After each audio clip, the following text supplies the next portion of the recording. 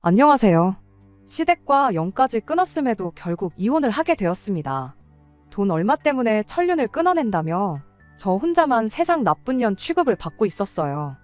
그래도 남편만 내 편이라면 당장은 그렇더라도 시간이 지나면 오해를 풀 기회가 오리라 믿었죠. 그런데 남편도 저를 돈에 미친 사람으로 보고 있었다는 걸 알게 되었네요. 설마 제가 정말 돈 얼마 아까워서 그랬다면 정말 말을 안 하겠는데 좋은 사람이라 믿었건만 팔이 안으로 굽는 건지 핏줄은 못 속이는 건지 남편 또한 자기 가족들과 별반 다를 것 없는 사람이었습니다. 그래서 결국 이혼을 결정했어요. 어차피 이렇게 될 거 시댁과 연을 끊는 게 아니라 그때 아예 이혼까지 해버릴 걸. 괜히 저만 중간에서 남편과 그 가족들 이간질한 사람이 돼가지고 욕이란 욕은 다 먹고 그리고 나서 이혼까지 하게 되었네요. 남편은 결혼정보회사를 통해 만나게 되어 그렇게 결혼까지 하게 되었습니다. 주변 사람들을 통해 소개받아서 이거 재고 저거 재고 하면서 눈치게임 하듯이 자기가 가진 거 하나 보여주고 내가 뭘 얼마나 갖고 있는지 하나 알아내고 그런 식으로 서로 간보고 재고 그러는 것보다 그냥 처음부터 오픈할 수 있는 거 죄다 오픈하고 만나는 게 오히려 감정 소모도 적고 시간 낭비도 덜하지 않나 하는 생각이었습니다. 그때는 거기까지는 생각 못했죠. 진짜 중요한 건 종이에 적을 수 있는 수치적인 것들이 아니라 거기에 적을 수 없는 것들이란 걸 말이죠.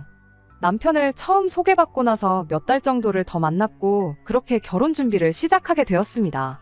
남편 자체만 두고 보면 조건도 저랑 비슷했고 시부모님 또한 괜찮은 분들이셨어요.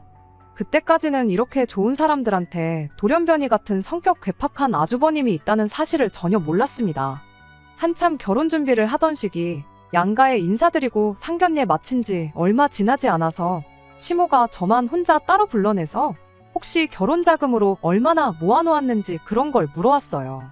어차피 결정사 통해 만나면서 남편은 이미 대충 제 재산이 어떻게 되는지 알고 있던 상황이라 시어머니한테 숨길 것까진 없다 생각했습니다. 그래도 알려드리면서 이건 왜 물으시냐고 물어봤어요. 시어머니는 남편이로 있는 아주버님이 아직 미혼이라 그렇다며 너네들 결혼하는데 크게 지원을 못 해줄 것 같아서 둘이 합쳐 얼마나 있는지 알고 싶어 물어본 거라고 대답하셨죠. 원래는 두 자식들 나이 순으로 먼저 결혼을 시키고 싶었는데 아주버님이 결혼을 안 하는데 그렇다고 동생인 남편까지 노총각으로 살게 할 수는 없으니 결혼을 허락해 준 거랍니다. 그런데 그 와중에 동생 결혼한다고 큰 돈 지원해 준 걸 아주버님이 알면 집안 분위기가 안 좋아질 것 같아서 그러는 거라는 말과 함께요. 애초에 30 넘어서 하는 결혼이었다 보니 경제적으로 부족한 건 없었어요. 남편도 저랑 비슷한 조건의 사람을 소개받은 거다 보니 더더욱이 그랬고요. 업체까지 가입해가며 결혼 준비를 시작한 건데 굳이 언제 할지도 모를 아주버님 결혼 때문에 돈 얼마 지원받자고 결혼을 미룰 이유가 없었습니다. 애초에 부모님 지원은 처음부터 생각도 기대도 안 했던 거다 보니 더더욱 미뤄야 할 이유가 없었죠. 시어머니도 아주버님만 아니었으면 돈 얼마 해줬을 텐데 하고 말한 거지 직접적으로 결혼을 미뤄달라고 부탁한 것도 아니었다 보니 그걸 가지고 실망할 것도 없었어요. 주변에 시댁에 괜히 돈 얼마 지원받았다가 그 돈 때문에 시댁 눈치 보면서 꼼짝도 못하고 잡혀 사는 친구도 덜어 있었다 보니 시어머니가 돈 얼마 못 해주겠다고 하는 게 아쉬울 것도 없었고요. 그랬더니 오히려 시어머니가 저한테 큰 신세를 진 느낌이었나 봐요. 이해해줘서 고맙다는 말까지 들으며 결혼을 하게 되었거든요. 결혼은 그간 남편과 제가 모아놓은 돈에 시댁에서 2천 지원받고 친정에서도 똑같이 2천을 더 지원받아서 했어요. 애초에 뭐 하나 받을 생각이 없었는데 뭐라도 해줘야 마음이 편하겠다는 시어머니 고집에 부랴부랴 친정에서도 똑같이 2천을 받아와서 정확하게 반반 결혼을 하게 되었습니다. 저나 남편 벌이도 나쁜 편이 아니었고 어쩌다 보니 받은 양가 부모님 지원 덕분에 수중에 돈도 좀 남아있는 상태에서 결혼을 하게 되었다 보니 결혼 첫 해가 지나서부터는 여유가 많이 생기더라고요. 그래서 그때부터는 양가 부모님께 용돈도 조금이나마 챙겨드리고 시댁 한 번, 친정 한 번 번갈아 가면서 외식도 다니고 그랬어요. 그냥 남들 하듯이 어디 가서 못한다 소리 듣지 않을 만큼 저희가 할 수 있는 선에서 최선을 다하고 있었습니다. 연애 기간이 짧았던 만큼 결혼 전에 몰랐던 서로의 생활 습관들 때문에 티격태격 하는 일이 몇 번 있긴 했지만 또 연애 기간이 짧았다 보니 남들 연애할 때 해야 할 것들을 결혼하고 나서 한다고 둘이 여기저기 놀러 다니고 보러 다니고 먹으러 다니고 하면서 말 그대로 연애 같은 신혼생활을 만끽하고 있었습니다. 그렇게 나름 괜찮은 결혼 생활을 보내고 있던 와중 노총각이던 아주버님이 끝내 결혼을 하게 되면서 전에는 생각도 못했던 문제들이 하나둘씩 생겨나기 시작했습니다. 말씀드렸다시피 결혼 전에는 아주버님에 대해 알 방법이 없었어요. 그냥 남편이로 형이 한 명 있다. 어머님이 결혼 전에 말해준 대로 아직도 결혼을 못했다. 그 정도 알고 있는 게 전부였지요. 사람이 참 변변찮고 별로인 사람이라는 걸 알게 된 건 결혼하고 나서였습니다. 시부모님 모시고 외식 다니면서 아주버님도 항상 자리에 함께 있었어요. 초반 몇 번의 자리에서는 아주버님이 아무 말도 안 하고 식사만 같이 하고 그러는 시기였는데 하루는 분위기가 좋아서 식사하다가 술을 조금 마시는 자리가 있었습니다. 그때 모처럼 아주버님이 무거운 입을 열었는데 저를 앞에다 두고 남편한테 너는 30 넘은 여자랑 결혼하려고 그 나이 먹도록 결혼도 안 하고 있었던 거냐는 소리를 하더라고요. 남자는 와인과도 같아서 시간이 지날수록 무르익는다나 어쩌나. 결혼이 늦은 만큼 능력이 되는데 왜 굳이 비슷한 또래의 여자랑 결혼을 했느냐 하면서 남편이 마치 잘못된 선택을 했다는 듯 이야기를 하는 겁니다. 남편이 뭔 말을 그렇게 하느냐고 제 눈치를 보면서 애써 화제를 돌려보려고 했어요. 서로 마음도 맞고 사랑도 하게 되었으니 결혼한 거 아니겠냐. 나이가 뭐가 중요하냐고. 마음 맞는 사람들끼리 행복하게 사는 게 좋지 하면서 말을 하는데 또 그 아주버님이라는 인간이 한다는 소리가 글쎄 업체 통해서 결혼했으면서 사랑은 무슨 사랑이냐고 하는 겁니다. 설령 정말 사랑에 빠져서 결혼을 했다 한들 저를 사랑했으면 더더욱이 나이 많은 저랑은 결혼을 했으면 안 되는 거였다고 그딴 소리를 하는 거 아니겠어요? 뭐 어디 연구 결과에 따르면 남자가 생물학적으로 여자보다 수명이 10년은 짧다는 말 못 들어봤냐입니다. 나이 또래가 비슷하니까 가도 남편이 먼저 갈 텐데 그렇게 되면 네 사랑하는 와이프 혼자 다 늙어가지고 독수공방시키는 꼴이 아니냐고요.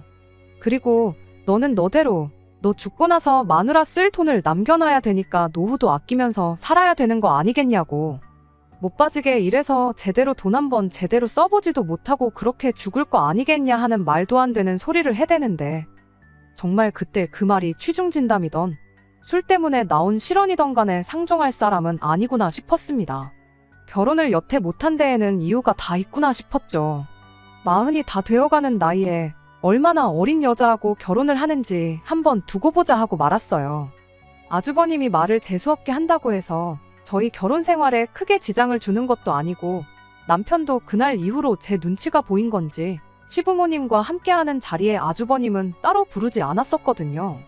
그런데 안 마주친다고 끝날 일이 아니었어요. 그 아주버님이 정말 결혼을 하게 되었거든요.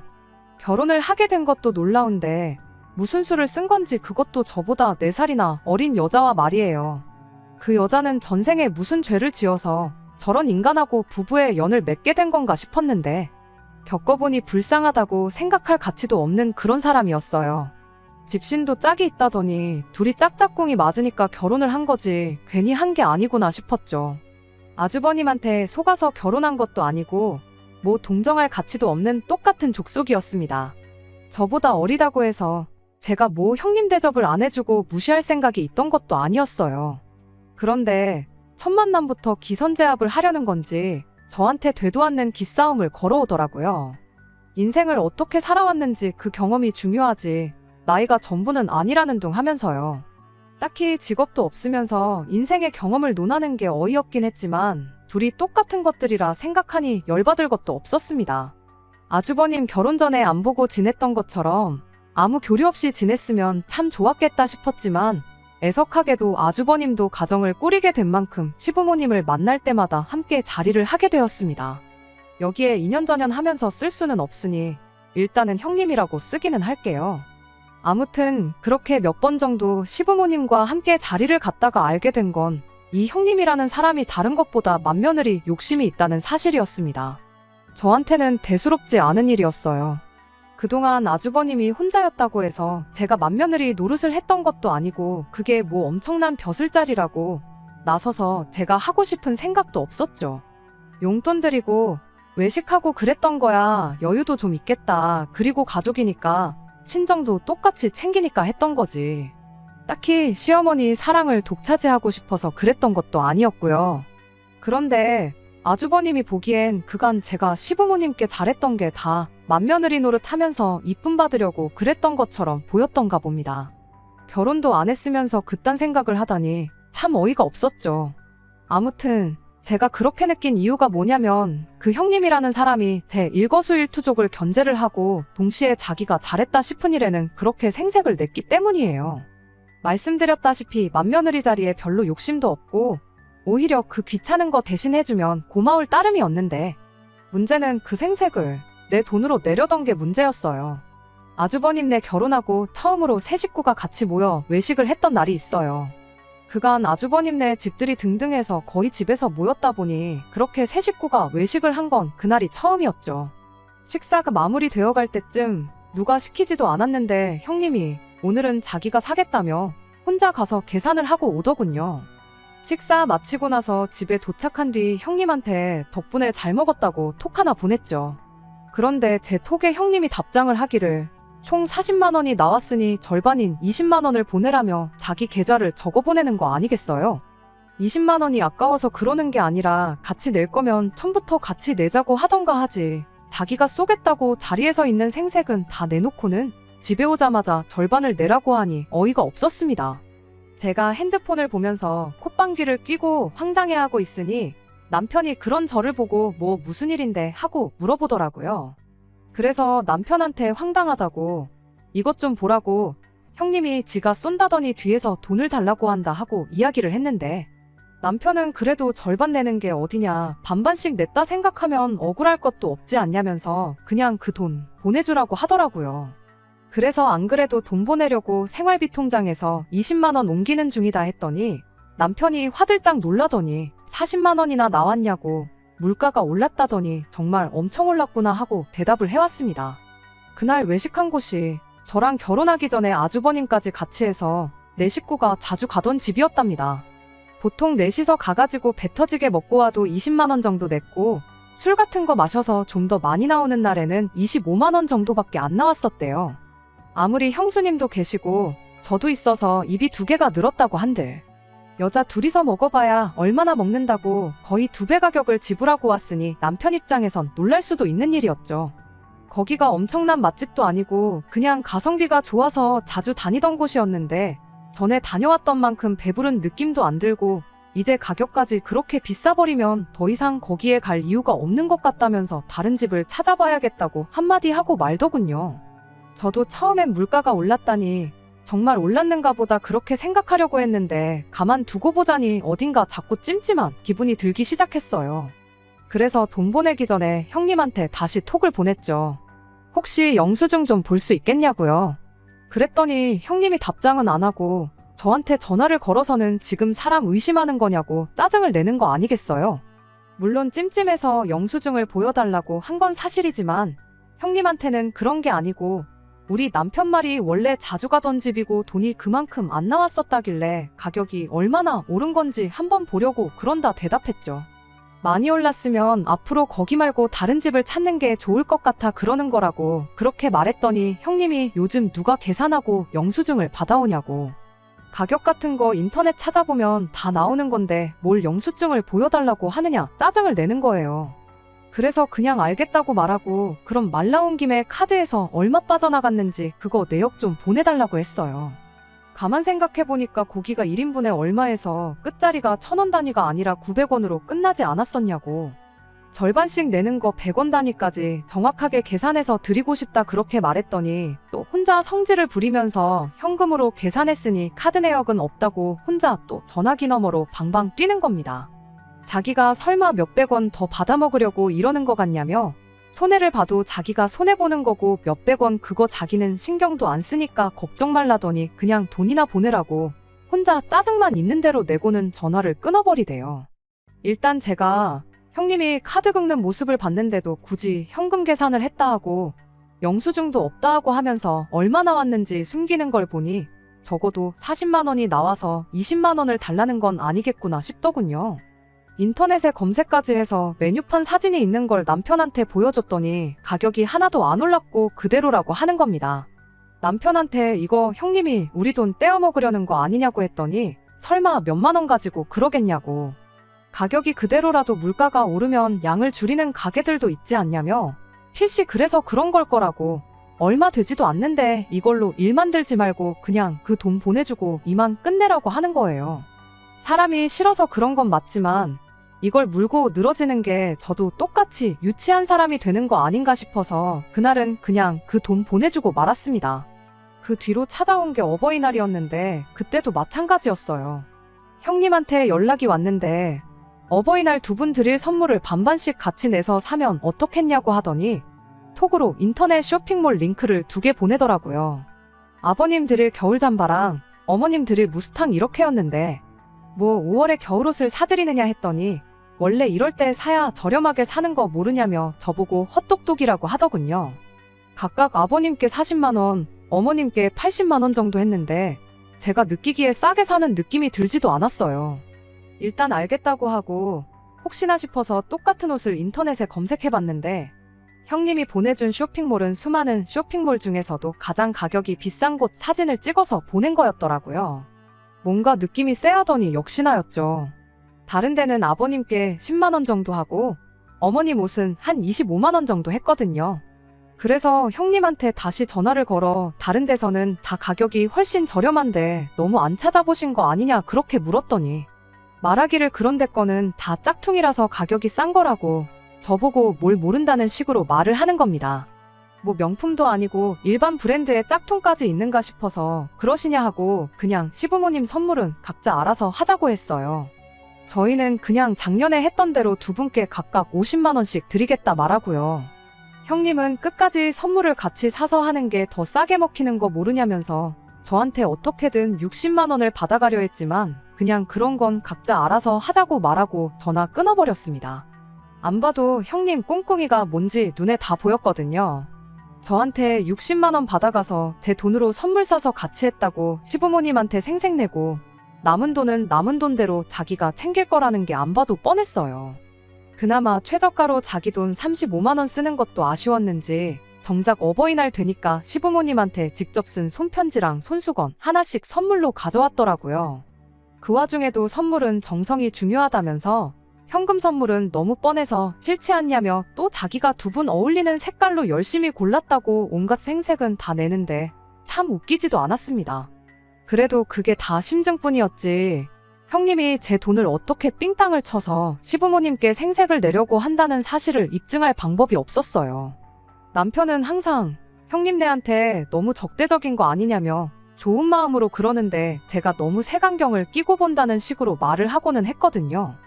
남편이 직접 그 인간들이 무슨 속셈으로 저러는지 직접 알려주고 싶은 마음이 가장 컸던 것 같아요. 그러다 어느 날 기회가 찾아왔습니다. 아주버님네가 결혼을 하고 처음 맞는 시아버지의 생신을 며칠 앞두고 있던 언젠가였어요. 평소 하던 대로 두 분 모시고 외식을 다녀올 생각에 주변에 적당한 맛집을 찾고 있던 중이었죠. 그때 때마침 형님한테서 전화가 걸려왔습니다. 이번엔 또 선물로 뭘 같이 반반씩 내자고 할지 생각하고 있었는데 그게 아니고 작년 아버님 생신에는 제가 뭘 했느냐고 물어보더라고요. 그래서 안경 하나 바꿔드리고 밖에 나가서 외식하고 왔다고 대답을 했죠. 제 대답에 형님은 갑자기 며느리의 도리에 대해서 일장연설을 늘어놓기 시작했어요. 한마디로 줄이자면 너는 정성이 없다. 그냥 무조건 돈으로 때우려고만 한다 하는 소리였죠. 그러면서 한다는 소리가 이번 아버님 생신이 자기가 결혼하고 처음 맞는 집안 행사이니만큼 자기는 직접 자기 손으로 아버님 생신상을 차려드리겠다는 소리를 하더라고요. 저한테 무슨 대답을 듣기 위해 전화까지 한 건지 모르겠어서 그러시냐고 참 대단하다고 마음에도 없는 칭찬 한마디 해주고 열심히 준비하시라고 응원까지 해주고 전화를 끊으려고 했어요. 맛집 찾는 것도 일이었는데 저한테야 번거로운 일거리 하나 줄어드는 거나 마찬가지라 좋을 것도 나쁠 것도 없었거든요. 그런데 형님이 전화를 안 끊고 가만히 있더라고요. 할 말 다 하셨으면 전화 끊겠다 하고 통화 종료 버튼을 누르려는데 난데없이 저한테 돈을 보내라는 겁니다. 그 말에 저한테 뭐 맡겨놓은 거 있느냐고 바로 대답을 했죠. 그랬더니 그게 아니고 자기가 장봐오고 음식하고 그런 건 다 할 테니 저는 재료값을 내라는 소리를 하더라고요. 다짜고짜 돈부터 보내라니 저 인간이 무슨 속셈으로 저러는가 대번에 눈치를 챘어요. 그래서 제가 형님한테 이렇게 말했습니다. 방금 전까지 저보고 정성이 부족하다고 며느리의 도리에 대해서 설명하지 않으셨냐고. 그런데 이번에도 또 돈으로 때우라는 소리를 하는 거냐고요. 돈까지 내놓고 정성 없는 며느리 취급받고 싶지는 않으니 재료값도 반반씩 내고 나도 같이 음식하는 거 도와드리겠다고 했죠. 이왕이면 장 보는 것도 같이 하자고, 수고를 똑같이 해야지 괜히 뭐 하나 덜 해가지고 정성 부족한 며느리가 되고 싶지는 않다고 계속 형님 속을 긁어댔어요. 그 와중에 잔머리는 얼마나 잘 돌아가는지 아버님 생신 당일에 깜짝 파티를 열 생각이라고, 준비는 같이 한 걸로 할 테니까 그런 부분은 걱정 말라면서 끝까지 돈만 대라는 식이었습니다. 말인즉슨 평일에는 제가 출근을 해야 하니까 음식 준비를 같이 못한다는 소리였죠. 형님이야 직장이 없으니 남아도는 게 시간이잖아요.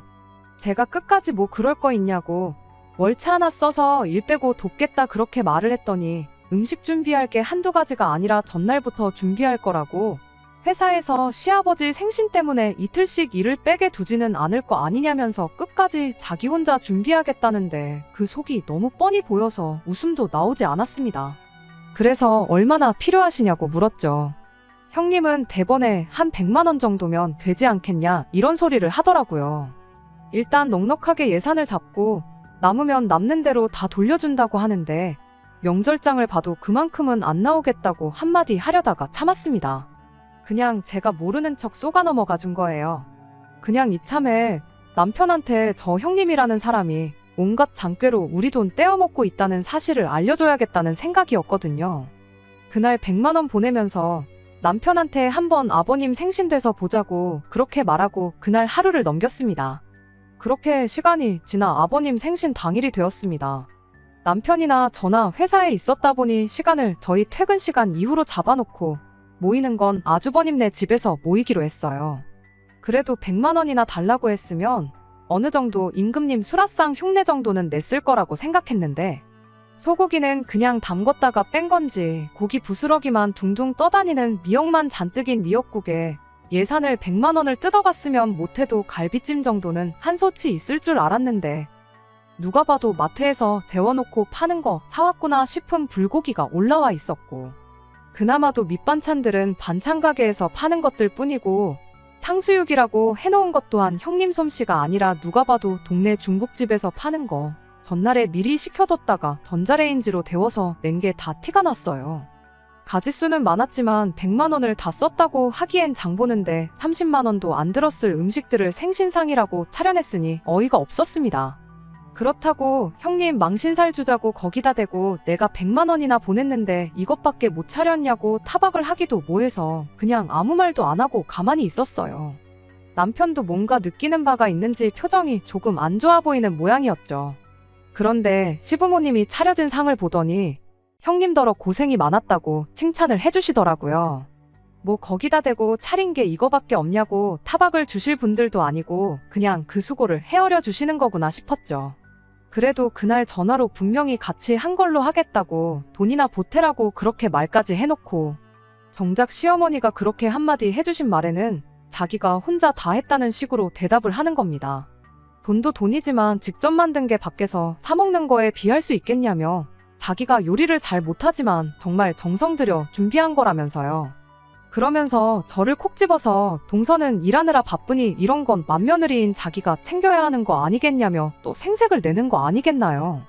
굳이 직접 만든 게 밖에서 사 먹는 거에 비할 수 있겠냐는 소리를 하는 것도 저를 노리고 했던 말이라는 걸 굳이 묻지 않아도 알 수 있었습니다. 식사 마치고 나서는 케이크를 꺼내왔는데, 케이크라고 뭐 어디 호텔 베이커리에서 시킨 것도 아니고 그냥 동네 어디에나 있는 체인점 케이크를 꺼내오더라고요. 그래도 분위기는 좋았다 보니 거기다 대고 구태여 찬물을 끼얹고 싶은 생각은 없어서 가만히 있었어요. 적어도 남편이 저 형님이라는 인간이 어떻게든 우리 돈은 돈대로 떼먹고 생색은 있는 대로 내는 사람이란 걸 알게 되었으니 소기의 목적은 달성했구나 싶어서 그걸로 끝내기로 했죠. 아니나 다를까 집에 갈 때 되니 형님이 장보고 남은 돈이라며 3만 원을 제 손에 쥐어주더라고요. 그 음식에 97만 원이나 쓴 거냐고 영수증이나 있으면 보여달라고 했더니 저보고 살림을 안 하니까 이런 기본적인 것도 모른다며 생색을 내면서요. 시장 같은 데서 현금 주고 사면 마트 같은 데보다 엄청 싸게 살 수 있는 거 모르냐면서 죄다 현금으로 사가지고 영수증이 따로 없다는 소리를 하는 거 아니겠어요? 아니 뭐 싸게 사기는 뭘 싸게 샀냐고. 그 상차림에 97만 원이면 아주 바가지를 써도 엄청나게 쓴 거 아니냐고. 시장 사람들이 형님 완전 호구 잡아서 그 돈으로 잔치를 벌였겠다고 빈정거리면서 한마디 했더니 또 혼자 부들거리면서 자기 인건비는 생각을 안 하냐고 따지고 들더라고요. 인건비라니 무슨 소리냐고 했더니 장봐오고 음식하고 그런 거부터 이제 너네들 가고 나면 6식구 먹은 뒷정리까지 내가 다 해야 하는데 그 인건비도 다 포함시켜서 그 돈을 달라고 했다는 겁니다. 어이가 없어서 인건비 같은 소리 하고 있다고 한마디 해줬어요. 시아버지 생신상 차리는데 누가 인건비를 받고 일을 하냐고요. 딱 봐도 장 보는 거 30만 원도 안 들은 것 같은데 생신상 한 번 차리고 70만 원 받는 사람이 세상에 어디 있냐고. 당장 내일부터 회사 그만두고 일당 70만 원씩 받으면서 생신상이나 차리러 다녀야겠다고 그렇게 한마디 했죠. 감정이 격해지기 시작하니까 서로 언성이 높아지기 시작했고 결국엔 저희가 티격거리는 소리에 시부모님까지 그 광경을 목격하게 되었습니다. 제가 그 자리에서 시부모님까지 다 같이 해서 잘잘못을 따지자는 것도 아니었고 형님의 실체를 까발려서 망신사를 주려던 생각도 더더욱 아니었습니다. 생색은 얼마든지 내도 좋지만 단지 돈 계산만큼은 똑바로 했으면 좋겠다는 취지였어요. 돈 얼마 속여가지고 내 돈 뒤로 챙기지 말라고요. 그런데 아주버님이 먼저 그깟 돈 얼마 가지고 다른 날도 아니고 아버지 생신날 이 하극상을 부리는 거냐면서 손윗동서가 자기보다 어리다고 질투나서 그러냐는 듯이 저를 몰아가기 시작하더군요. 이어서 시부모님까지 형님 편을 들어주는 거예요. 애가 잘하려고 그런 건데 돈 좀 더 내고 덜 내고 하는 게 뭐가 중요하냐면서요. 너네야 맞벌이에 돈도 잘 버니 돈 얼마 더 쓰는 거 아까운 거 아니지 않냐고. 첫째는 저희랑 다르게 외벌이라 경제적으로 쪼들려서 그러는 건데 가족끼리 그냥 좋게 넘어가면 되는 거지 이게 다 무슨 꼴이냐면서요. 아무튼 결국 그렇게 저 혼자만 돈 얼마 더 쓰는 게 싫어가지고 가족들 모인 날 분란이나 만드는 그런 사람이 되어버렸습니다. 아주버님이 참 싫었는데 그래도 그 와중에 지 마누라라고 형님 편 들어주고 마침 그때 꺼낸 그 한마디 덕분에 시부모님까지 그런 식으로 저한테 말하신 거 아닌가 싶었어요. 내 남편이 거기서 한마디라도 내 편을 들어줬더라면 적어도 그런 소리까지는 안 들었었을 텐데 싶고 실망이 이만저만이 아니었습니다. 그 뒤로는 뭐 형님네는 물론이고 덩달아 시부모님까지 보고 지내는 게 굉장히 껄끄러운 상황이 되었어요. 저는 그동안 아주버님이 결혼하기 전부터인 저희 결혼하자마자부터 나름 제가 할 수 있는 도리를 다한다고 없는 시간까지 할애해가며 시댁에 잘했다고 생각했는데 참 그간 제가 뭘 했던 건가 싶고 그런 생각이 드니 구태여 제가 나서서 이 오해를 풀고 싶은 생각도 안 들었어요. 그렇게 시댁과 연을 끊다시피 살게 된 게 그 후로 반년입니다. 그중 시어머니 생신이 있었고 명절이 한 번 있었어요. 따로 시댁에 찾아가지는 않았지만 연 끊었다고 할 도리까지 안 했다간 정말 이대로 평생 안 보고 지낼 수도 있겠구나 싶어서 딱 남들 하는 만큼만 해서 돈 얼마 보내드렸죠. 남편까지 못 가게 할 생각은 아니었는데 그래도 어떻게 저만 두고 혼자 가겠냐며 제 곁을 지켜주었습니다. 그날 내 편에 서서 말 한마디 안 해준 게 원망스러웠지만 그 후로 이렇게 정성인 남편한테 미안하고 고마운 마음이 컸어요. 그러던 중 얼마 전 형님한테서 연락이 한 통 왔어요.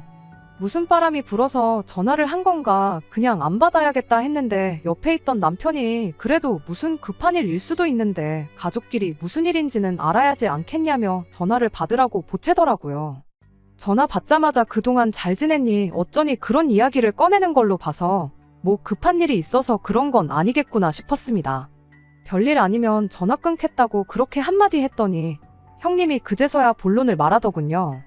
이번에 시부모님 모시고 여행을 좀 다녀올 생각인데 여행 경비 좀 보탤 생각 없느냐면서요. 저희야 회사 일 때문에 참석하기 힘들 테고 돈만 보내주면 자기가 시부모님 모시고 여행 다녀올 거고 다녀온 김에 저에 대한 이야기도 좋게 해주겠다나요. 그러면서 자기 계좌로 돈 1,000만 원을 보내라는 거예요. 난데없는 액수에 뭐 어디 유럽 같은데 모시고 가는가 했더니 제주도를, 그것도 고작 4박 5일 다녀오면서 돈 1,000만 원을 내라는 소리를 하고 있던 겁니다. 이번엔 반반씩 내자는 소리를 따로 안 하는 걸로 봐서 아예 그냥 저희들 돈으로 시부모님은 물론이고 자기들 돈까지 내달라는 소리나 다름없었지요. 그리고 설령 그렇다고 한들 4인 가족이 어디 유럽도 아니고 제주도 꼴랑 4박 5일 다녀오는데 돈 1,000만 원이 무슨 소리인가 싶어서 대번에 헛소리 하려고 전화한 거면 그냥 끊겠다 말하고 전화를 끊어버렸습니다. 그런데 옆에 있던 남편이 왜 그냥 전화를 그런 식으로 받냐면서 저한테 뭐라고 한마디 하는 거예요. 그래서 방금 저 사람이 뭐라고 했는 줄 아느냐? 시부모님 모시고 4박 5일 제주도를 다녀올 계획인데 여행 경비로 1,000만 원을 입금하란다. 그래서 헛소리 말라고 하고 끄는 거다 하고 설명을 해줬죠. 그랬더니 남편이 돈 얼마가 나오든 뭐가 중요하냐면서 그냥 그 돈 보내주고 가족들하고 화해를 하면 안 되겠냐는 겁니다. 형수님이 여행 계획 세우고 2분 모시고 다니고 하면 고생이지 않겠냐. 그리고 지난 반년 동안 어머니 생신도 안 챙겼지. 명절도 안 챙겼지. 형수님 혼자 고생했을 텐데 수고비 명목으로 돈 얼마 준다고 생각하면 아까운 거 하나도 없지 않느냐는 말도 안 되는 소리를 하는 거 아니겠어요? 남편이 가족들하고 멀어지니 조바심이 나서 저럴 수도 있다는 거 10분 이해는 하지만 차라리 그럼 그 돈 주고 가족들하고 화해한다고 생각하면 되는 거 아니냐고 단도직입적으로 말하지.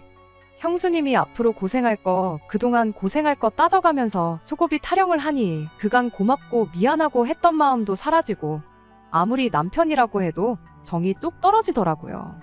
그래서 미쳤냐고, 언제부터 시부모님 챙기는 게 수고비 받고 하는 일이었느냐고 한마디 따졌습니다. 그렇게 따지면 아주버님 결혼하기 전에 내가 시부모님 챙기고 그랬던 거 수고비는 누구한테 청구하면 되는 거냐고요. 그랬더니 남편이 우리가 그동안 무슨 효도를 했냐고 다 돈으로 대충 때우기만 했지 않냐면서 그런 건 수고비 따질 게 아니라는 겁니다. 주둥이로만 시부모님 챙기는 척 했으면 수고비를 받는 건데 내가 그동안 그것도 모르고 내 시간 써가며 밥집 찾아내고 계산하고 그랬다고. 이럴 줄 알았으면 그냥 나도 형님처럼 하는 척이나 하고 당신한테 수고비나 땡겨받을 걸 그랬다고 한껏 빈정거렸죠. 그 말에 남편이 너는 그 와중에 또 돈돈거리고 있냐고, 그놈의 돈 빨키는 것 좀 그만 좀 하면 안 되겠냐는 거 아니겠어요? 그 큰돈 거침없이 한 방에 내주면 가족들도 제가 푼돈 얼마에 쪼잔하게 군다는 오해도 풀리지 않겠냐고 하는데 정말 얼토당토하는 소리에 기가 차서 말도 안 나오더라고요. 설령 1,000만 원이 아니라 돈 얼마 주고 풀릴 일이었다고 한들 그렇게까지 해서 풀고 싶은 생각일랑 없다고. 지금 호구같이 그 돈 해주고 나면 다음엔 얼마나 더 큰 돈을 바라겠냐고. 처음 외식비 몇만 원 뜯어먹힌 게 어버이날 선물 산다고 몇십만 원으로 커졌고 아버님 생신 때 가서 100만 원이 된 거 보면 모르겠냐 했죠. 지금 이거 1,000만 원 해주면 아마 다음번엔 우리 집 집문서를 내놓으라고 해도 충분히 그럴 거다 했더니 저보고 말이나 되는 소리를 하냐며 입에 거품을 물더라고요. 말이나 되는 소리냐니 누가 할 소리를 하고 있느냐고 따졌더니 남편이 이렇게 한마디 하는 거예요. 막말로 죄를 지어도 위자료를 내지 않냐고. 어쨌든 너 때문에 가족들하고 연도 끈타시피 해서 지내고 있는데 그냥 위자료 주는 셈 치고 그 돈 해주면 어디가 덧나냐는 겁니다. 그때 알게 된 거죠.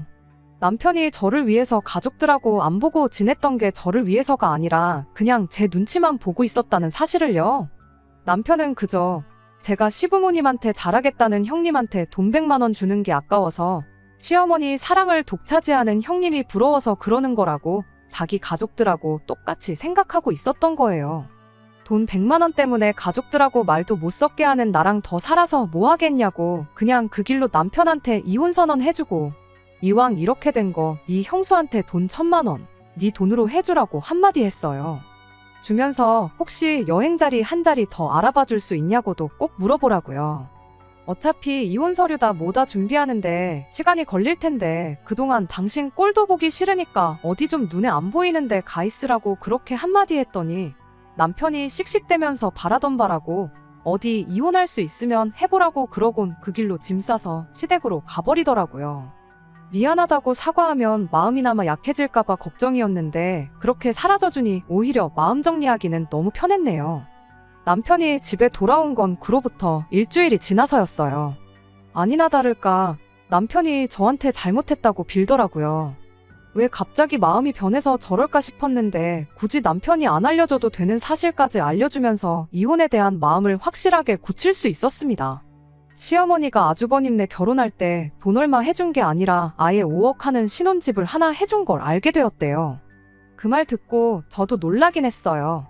어떻게든 2천을 해주신 게 없는 형편에 짜내고 짜내서 해주신 건 줄 알았는데 그냥 말 그대로 저희는 둘 다 직장도 있고 돈도 어느 정도 버니까 2천 먹고 떨어지라는 식이었던 거고 아주버님한테는 5억 집을 묻지도 따지지도 않고 해준 거였어요. 괜히 그 여자가 집도 절도 없는데 나이마저 10살 가까이 차이 나는 아주버님하고 괜히 결혼을 한 게 아니었던 거죠.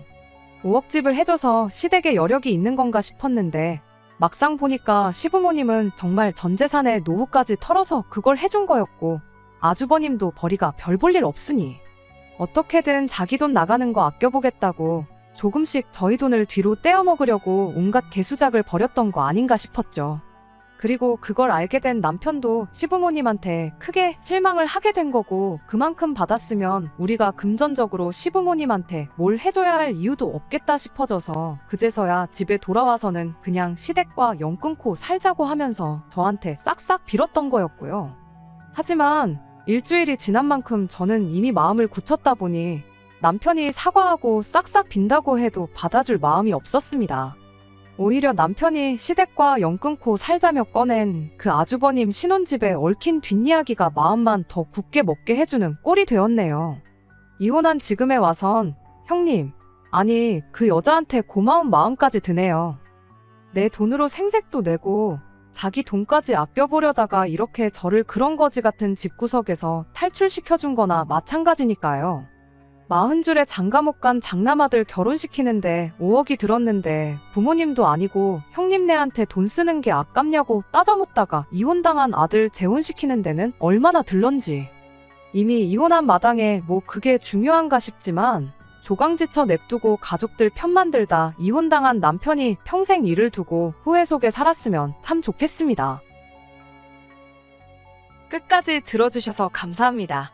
오늘의 사연은 여기까지입니다. 구독과 좋아요, 알람 설정 부탁드리고 더 좋은 사연으로 다시 찾아뵙겠습니다. 감사합니다.